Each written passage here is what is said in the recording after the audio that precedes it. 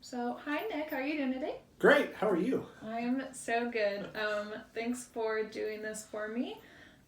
We are going to be talking about hope and servant leadership and just kind of how that ties into your personal military experience. So, why don't you start off by telling us a little bit about yourself? So, my name is Nick. I am a student here at Arizona State. Work with you, Oksana. So, I have multiple things that I do here at Pat Tillman Veterans Center. Involved in different clubs as well with my studies. So, study hard and you'll get good grades and be successful in life. That's my college pitch there. I was in the Army for 4 years. This is actually my second degree. My first degree, I didn't know what to do exactly with my life and everything, so I went into the Army and decided to become a chaplain assistant, which is the enlisted side of the chaplain corps. The chaplains are like the religious, moral persons of moral advisors and persons to the commanders and to everybody else.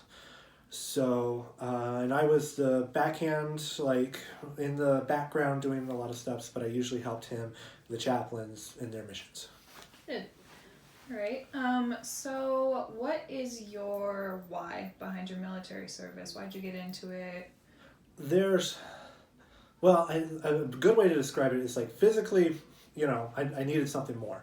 So not just, putting in a job and just getting a paycheck at the end. There was something that was like I needed to feel like physically that like, oh, I needed to do something more and better.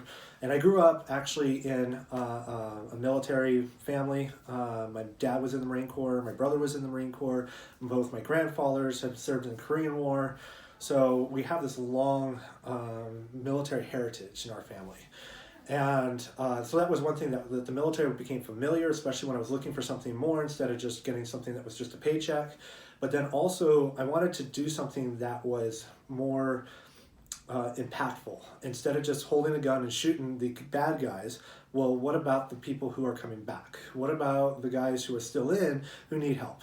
And that was kind of the drive to, I could be a listening ear, a counselor, or not necessarily a counselor, but just a listening ear, or give something that is more what I call light, something that's not so dark and it's such a dark spot where people are.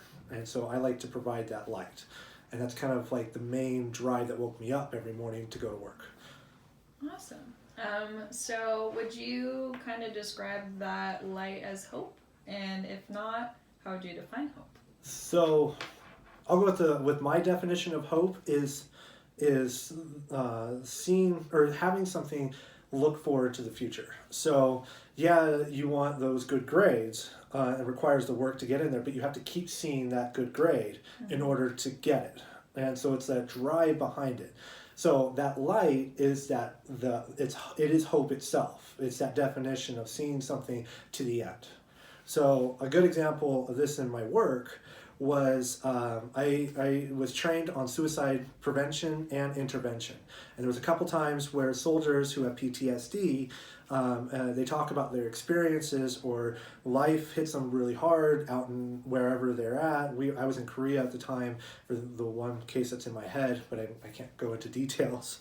But a soldier found out about an affair, and his command wasn't allowing him to go back, and so it was just things just spiraled way out of control, and then he ended up trying to kill himself. And so right before he did anything, they called me immediately because I was within the building, and so they had me talk him out of suicide.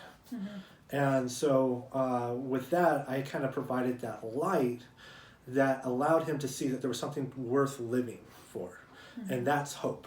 That hope is helping others to get to what is the main goal, what is that drive that gets you to where you want to go.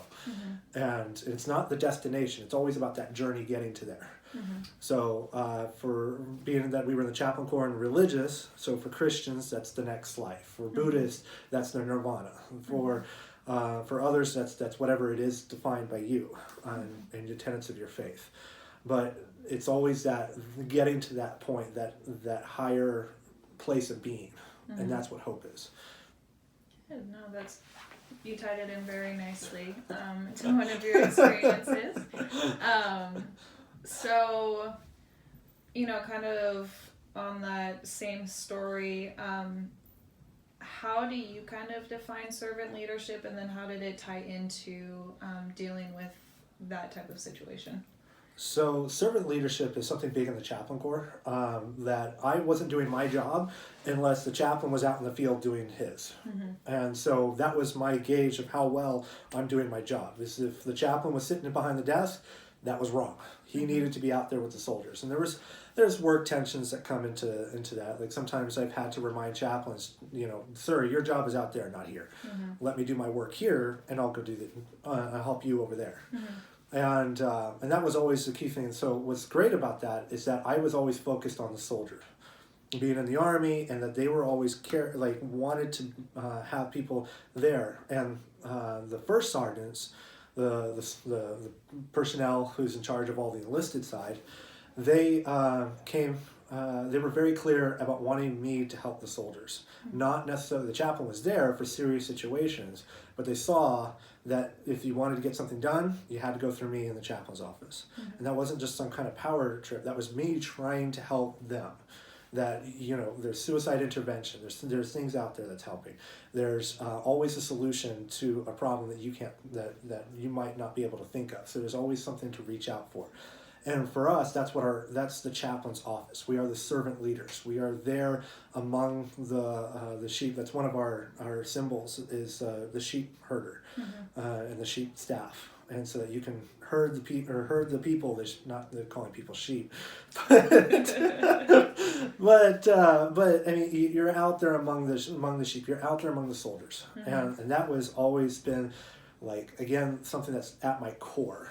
As who I am and what my values are, is being that servant leader and to help other people, and that even reflects afterwards. So I know I'm answering the next question, mm-hmm.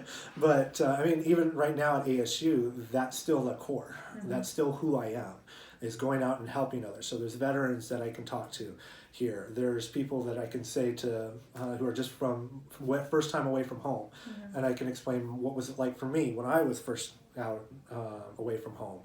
Yeah, it's probably not fun to go out and drinking like a drunken sailor, darn Navy. But how, there's things that we can help each other with. Mm-hmm. And that's at my core. And that was my military service and as well outside of my military service. Mm-hmm. So did that experience in particular then have a big impact for the way that you shaped where you are now? I don't know if it's shaped or more redefined. Mm-hmm. Because it's always been there.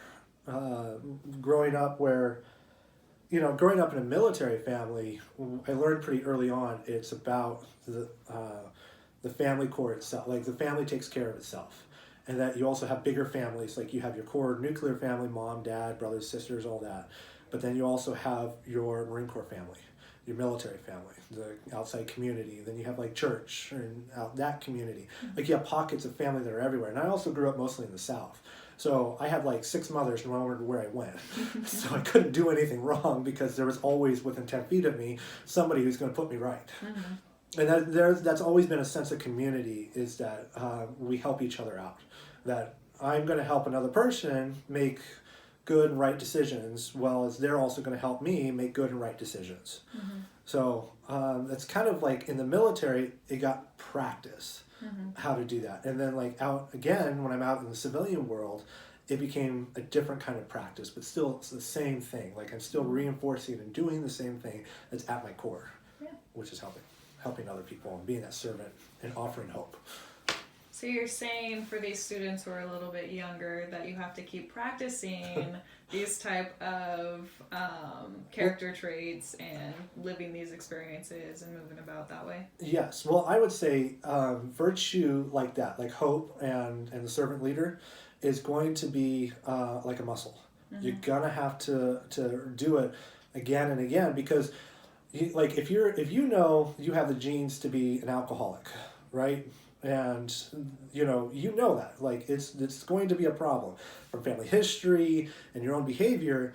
You just know So when it comes to the time, like you can't make that decision of whether or not to drink right when it's right in front of you. You have to make that decision again and again and again and again every day, so that when it does come in front of you, you're not falling into the trap of addiction, like alcohol. Or, and that's the same thing on being a servant leader. You have to do that every single day, because when it comes time to make the right decision, it no longer is like the time to choose is now no longer. You have to make that right.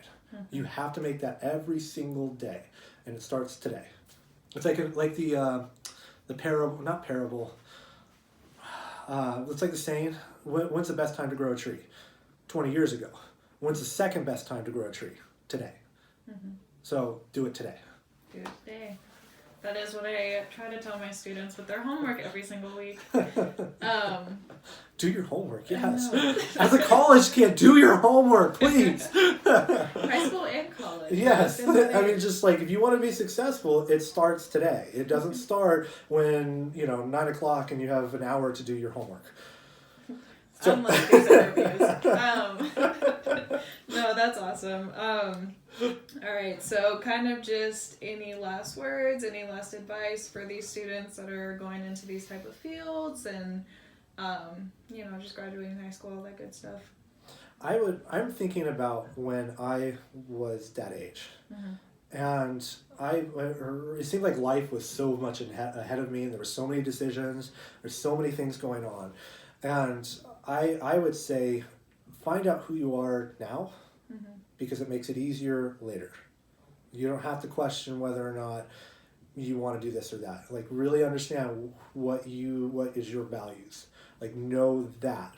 And when generally most people have the same values. We're not all psychopaths who are out to kill each other. But we are people who care about this country. We care about helping others. We care about being successful and helping others in their success as well. And when people are down and out, let's help them out.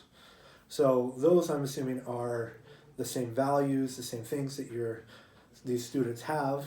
And so that would be my advice, is to really tap into that. Really see that you have that same potential, you have that same desire, you have that same gumption, that same hope, that same light. So keep it burning. Keep it burning. Those are some really good last words, so I'm going to end it there. So thanks for sharing your knowledge and wisdom about this. Hoorah. We appreciate you.